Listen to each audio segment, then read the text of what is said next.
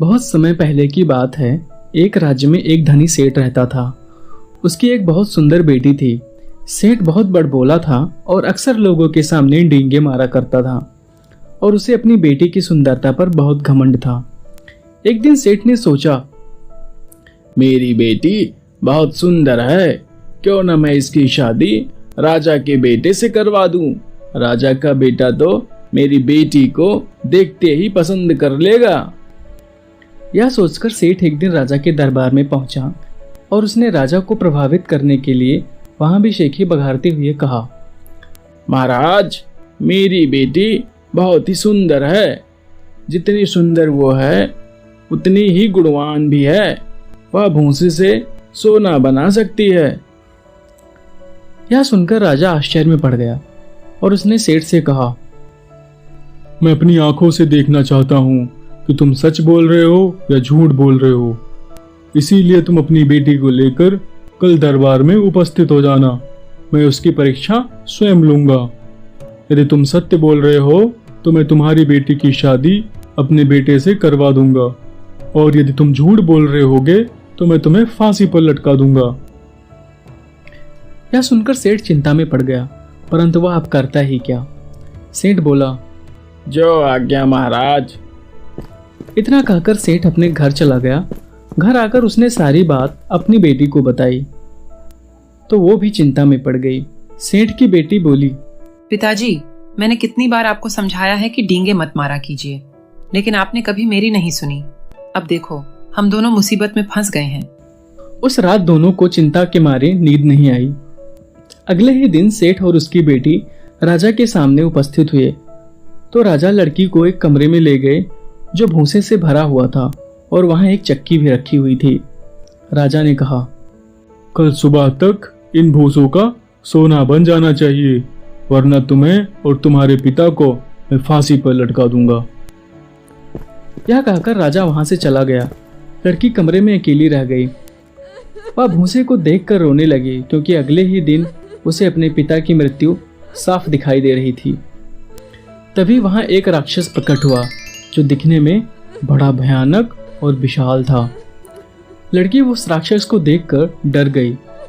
राक्षस ने लड़की से रोने का कारण पूछा और बोला, हे लड़की, तुम क्यों रो रही हो? लड़की ने डरते डरते सब बताते हुए कहा, मुझे मेरे पिता की वजह से ये सजा मिली है। राजा ने मुझे आदेश दिए है कि मुझे सुबह तक इस भूसे के ढेर को सोना बनाना है, और अगर मैं यह करने में असफल रही तो राजा मुझे और मेरे पिता को फांसी पर चढ़ा देंगे, और अगर मैंने ऐसा कर दिए तो राजा मेरी शादी अपने बेटे से करवा देंगे। यह सुनकर राक्षस बोला, रोना बंद करो और मेरी बात सुनो। मैं इस भूसे को कतर कर सोना बना सकता हूँ और तुम्हारी शादी भी राजकुमार से भी हो जाएगी, परंतु मुझे वचन दो कि विवाह के बाद अगर तुम्हें पुत्री हुई तो उसे तुम्हें मुझे देना पड़ेगा। लड़की के पास और कोई चारा नहीं था। उसने सोचा, अगर मैं भूसे से सोना नहीं बना सकी तो कल राजा मुझे और मेरे पिता को सूली पर चढ़ा देंगे। लड़की ने उत्तर दिया, मैं तुम्हें वचन देती हूँ कि अगर मुझे पुत्री हुई तो मैं उसे तुम्हें दे दूंगी। राक्षस बोला, ठीक है। राक्षस ने अपनी शक्ति से सारे भूसे को सोने के धागों में बदल दिया और वह गायब हो गया। जब राजा वहां आया तो पूरे कमरे को सोने से भरा देख बहुत खुश हुआ और दूसरे ही दिन राजकुमार का विवाह उस लड़की से करवा दिया।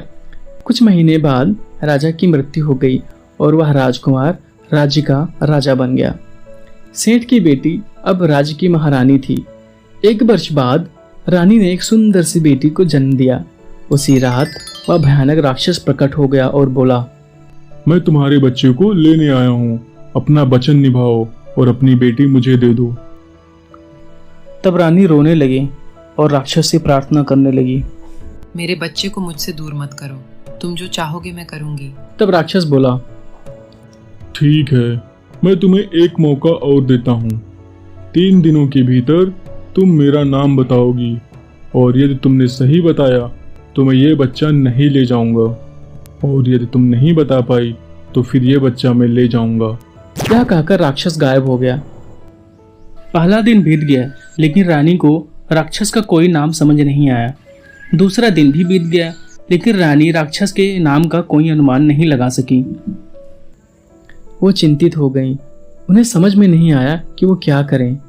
चिंतित होकर रानी बाग में टहलने के लिए निकल पड़ी। तभी उन्हें किसी की गाने की आवाज़ सुनाई पड़ी।